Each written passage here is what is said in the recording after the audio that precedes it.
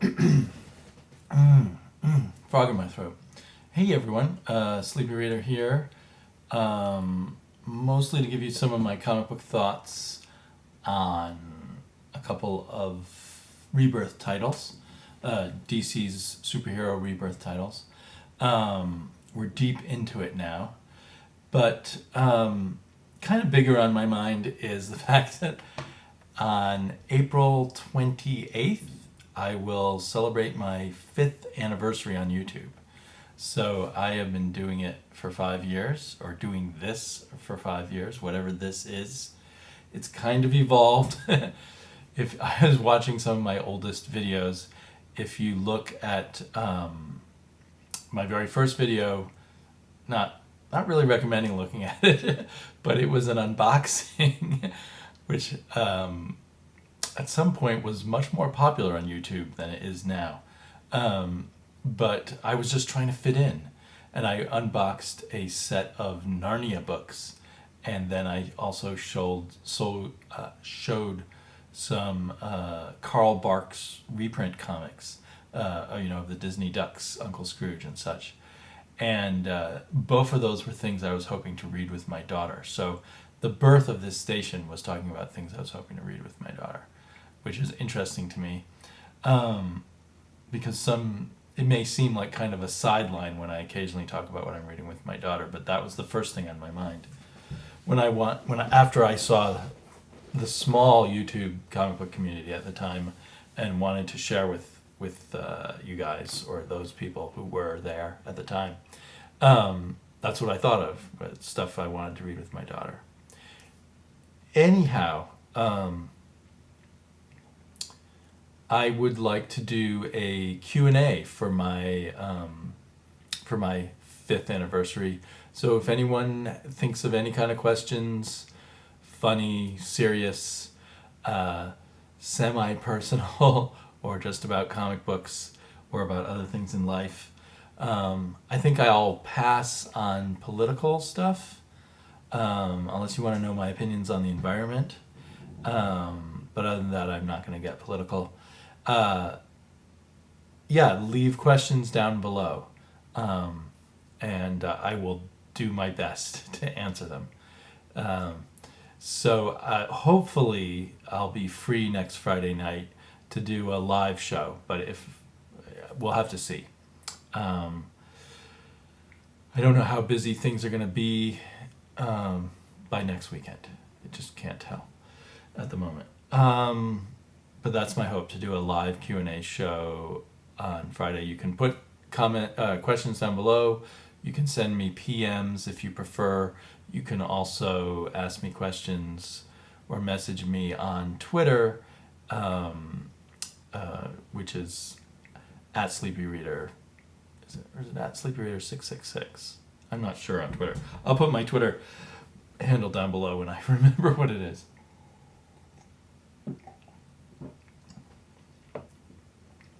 It's interesting. I think the first people to comment on my very first video were Koestenbraumstar, Scott, and Minutia Minute, Sean.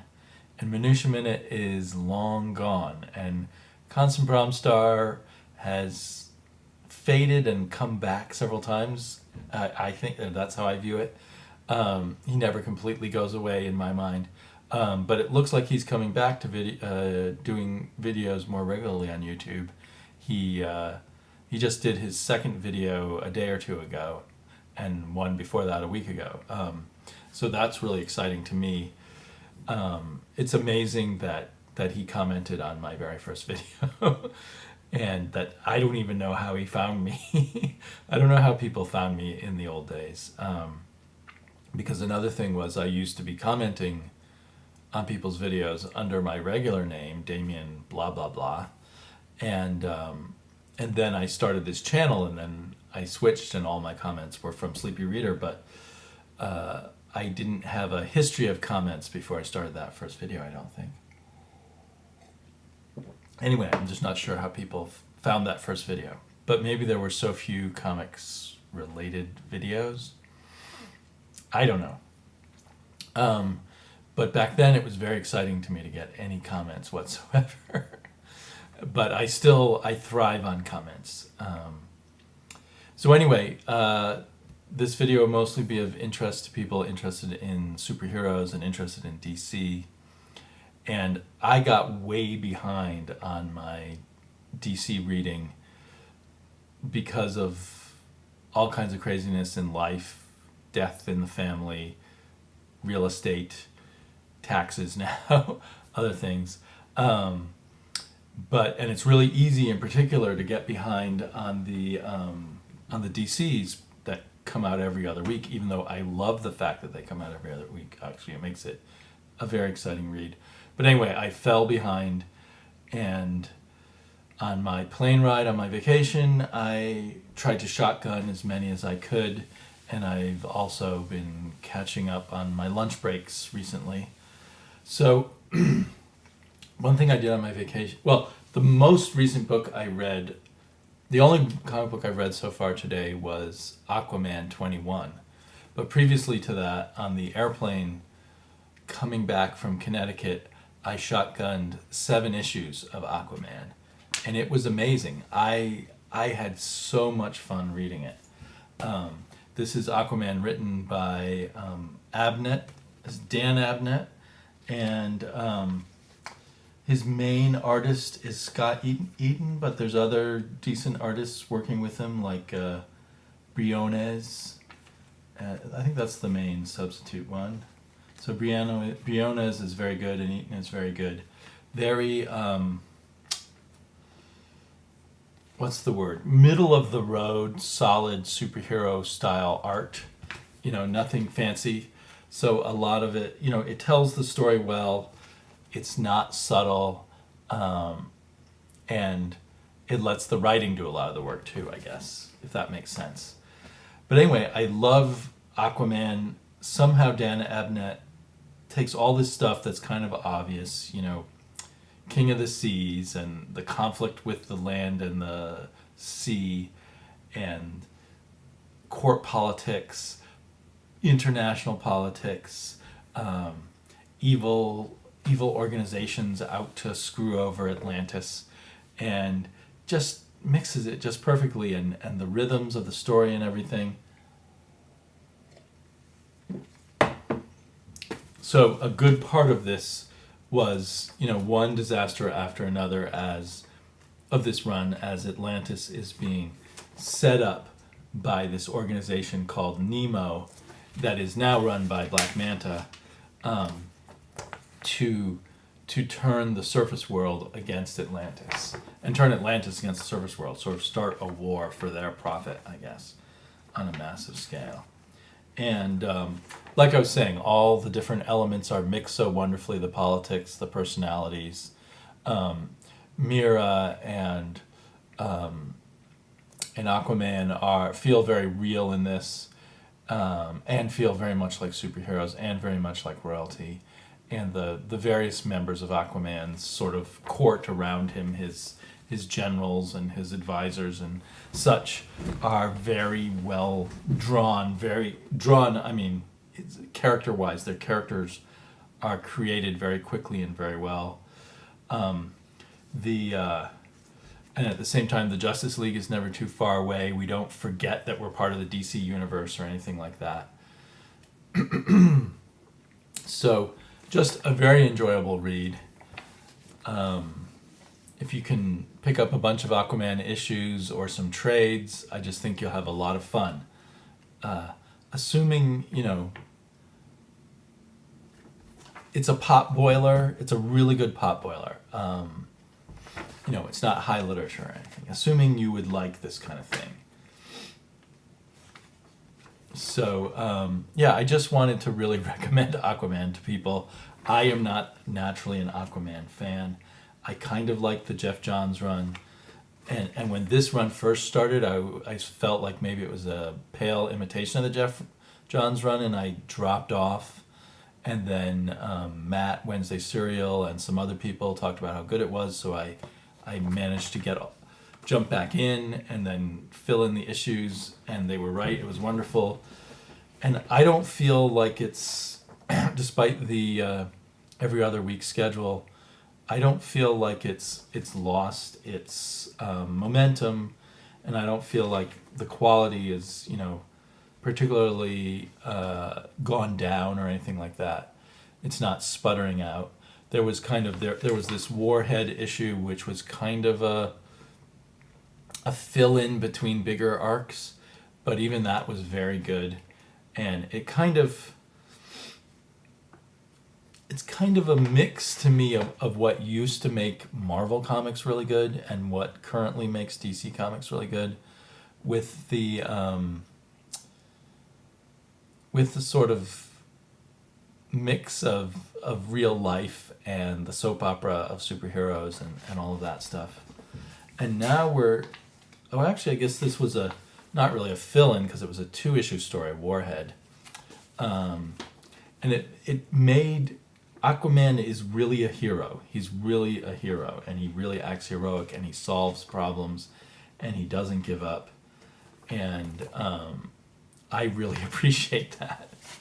So now we are in this, and I'm missing an issue here somewhere. But anyway, we're in this H2.0 story about this different kind of water that's I guess created this monster that was in some New 52 Aquaman issues that I missed, named Blackwater. But I feel it seems like Abnett's taking this idea of Blackwater and creating this really intense situation, kind of like one of those horror movies with an alien and a bunch of military guys, and they're all trapped somewhere with the alien. And there's that story. But then it's developing also into this really cool story with a water portal to a sentient ocean on another planet. I love sentient oceans, or planet-sized sentient oceans. So that's really great. So we got the horror story, the political story. I don't know. I'm just really loving it. Can't wait for the next issue to come out. Aquaman just has momentum.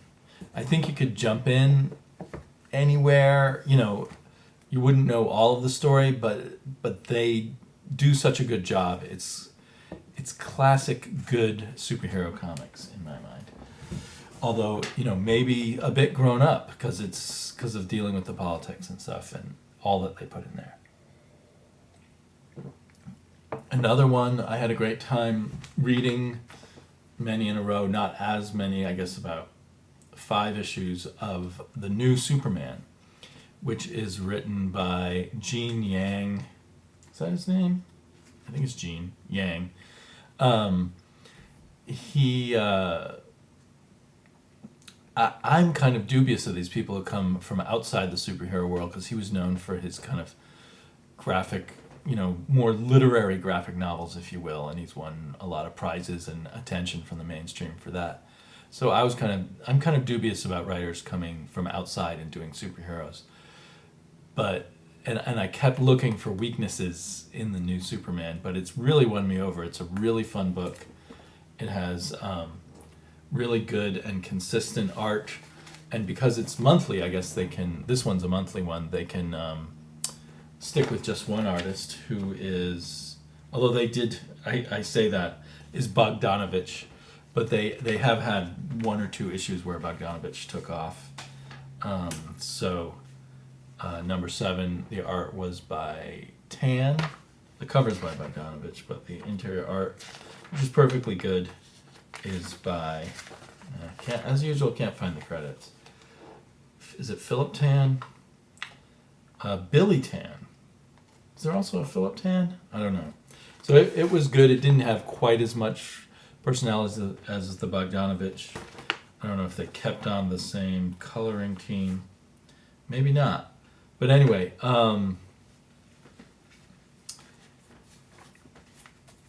it's fun. It's willing to make fun of its characters, but then take its characters seriously. Also, it dances very lightly between the more serious side of characterization and the fun.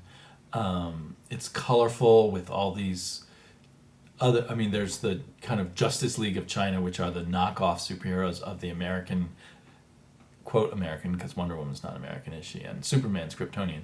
But anyway, the American Justice League. But then there's all these Chinese superheroes, which I don't know if many of them ever existed in the DC universe before, are being made up by Gene Yang. I think they're being made up by him. And you get a lot of father-son stuff, and it's and a mystery, and a evil organization called the Bureau for Self-Reliance. I really like that, and which may or may not be entirely evil. I mean, we keep kind of switching back and forth, and then it was equally as fun. Oh, there you can see the chubby Chinese Batman, and as we progress, we just get the information and the picture of this world of Chinese superheroes keeps widening. It's a bit of a cliche that, and I think this maybe comes from Wonder Woman. Was Wonder Woman, when she was depowered, was she trained by someone named I Ching? Because now we've got I Ching, and he's going to train this new Superman, this teenage boy, to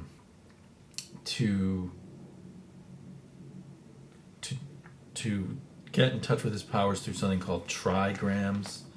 And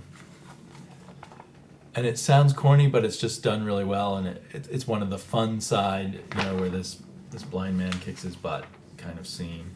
And all that, it just mixes the cheesy with good characterization. The cheesy superheroes. It totally embraces all of that, I guess, is what I'm trying to say. So, and most recently, he's gone to Metropolis and had some adventures with Lex Luthor, who is more clearly a bad guy here than he is in Action Comics, I would say. And at the end of this issue, the most recent issue, I love this female Flash, but she was not in this costume yet. So I hope to see her in this costume. And then there's kind of a revelation at the end. It's kind of fun stuff where he actually gets to hang out with Superman. Just fun, really well done superhero comic. Kind of reminds me maybe of the best days of like Nova at Marvel, or a little bit of Peter Parker, but he's not a Peter Parker character because he starts out as the bully. He's sort of if Flash Thompson back in the days of the early Spider-Man actually got turned into a superpowered kind of hero type. So yeah, loving that. I guess I can make one footnote, one real disappointment when I finally got around to reading the issues, and so I have dropped it from my pull list, is Superman. I really want to like it. I really appreciate how Phil Jimenez tries to put so much in each issue, but the story's just not clicking for me. The characterizations just feel forced. And I just decided, some of what I'm picking up way too much, something has to go. And sadly, Superwoman has to go. And I've already long since dropped Batgirl and Supergirl. So it feels like, I don't know, for me, a lot of the female heroes at DC right now aren't working for whatever reason. All of those ones are written by men, but I've certainly enjoyed many a female superhero written by men. But I think that it would help if DC got, and I know they do have a female writing team on the Birds of Prey, and I just tried one issue of that and wasn't so into that. But anyway, I'm not really wanting to go off on whether males or females write it, but just thinking maybe there's something there where, there's more female creators out there. How come more of them aren't writing female superheroes at DC, or writing other comics too? Although that brings us to the last one I wanted to talk about tonight, and this is what I've read this past week at work, at lunch breaks at work. I don't quite have the kind of job where I can read comics the whole time, but I was ready to think, well, maybe I'll drop Detective Comics. I'm just not as into Batman right now, and here we are with Batwoman Begins. That's just going to be a spin-off into another comic. So it's like they're promoting one comic with another. But actually, this Batwoman Begins story was really good, and I really liked it. So I went out and bought Batwoman #1, which I haven't read yet. The only copy left was this sketch cover, but I guess it doesn't cost extra. I always thought sketch covers cost you extra. But so I'm looking forward to reading that. Now, Batwoman is one that has, this issue is $2.99, but the next issue is $3.99.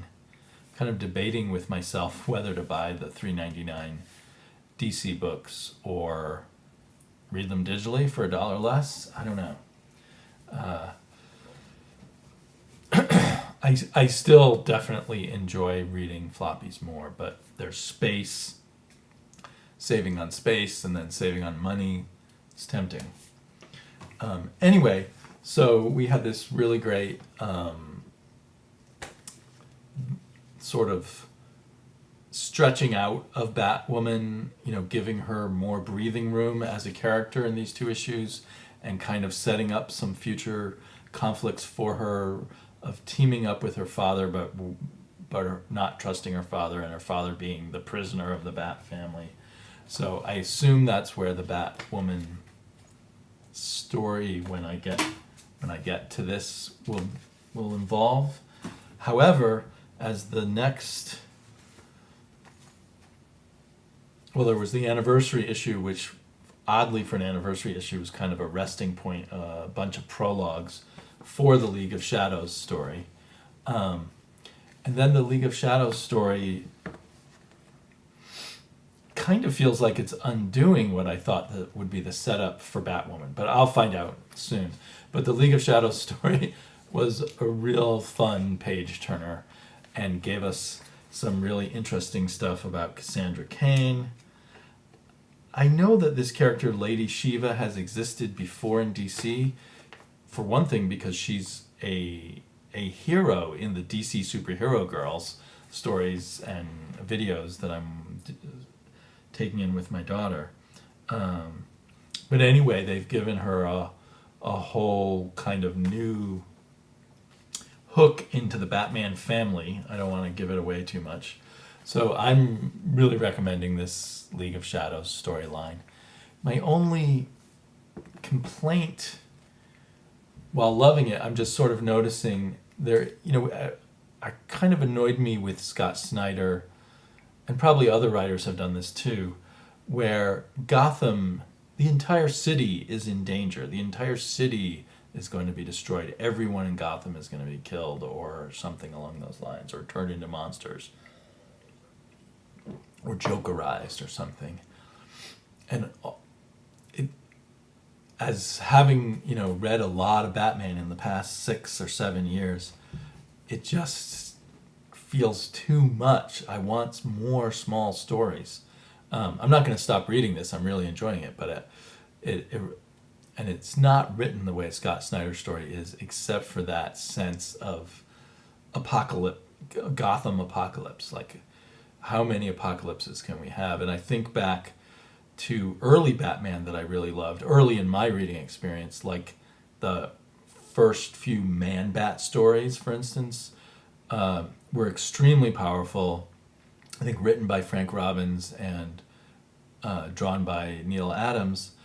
But the main story was the tragedy of one person, or maybe two people, the man and the wife, the Langstrom and his wife, as he is turning into a monster, and Batman's attempts to help them. And I don't know, I think those are more powerful. And there were other stories, where Batman, used to be stories where Batman would just encounter one or two people's tragic story or bad things, or save one or two people, but always saving the city, always fighting. And then I can see how it's addictive for keeping, as a good way to keep your audience engaged by always upping the stakes. And the stakes are really high here and they're also personal because everybody is being taken down by the League of Shadows in difficult and painful ways. But anyway, that just occurred to me. And in Aquaman, much of Aquaman is a giant broad screen thing culminating with Nemo pretending to be Atlantis, attacking cities all over the world and killing thousands of people and wrecking large parts of the cities, which is all good. It was done really well, and I really liked it. But again, kind of semi-apocalyptic, and I know apocalyptic things are happening in the Justice League, and apocalyptic things are happening there and there. But luckily, in the Aquaman, the last two storylines are smaller, even though the current one with an entire sentient water planet has a bit of a, really big screen side to it. Anyway, I'm enjoying all these comics except for the Superwoman, and I didn't hate the Superwoman. It was just a bit of a slog. If I had less comics in my life, I think I would have had more patience for it. So again, if you made it all the way through the end and you think of some questions for me, any videos I do between now and next week, next Friday, I will mention this Q&A again. But thanks for watching all the way through. If you have, I know I can be sleep-inducing, but I'll talk to you all again soon. Bye-bye.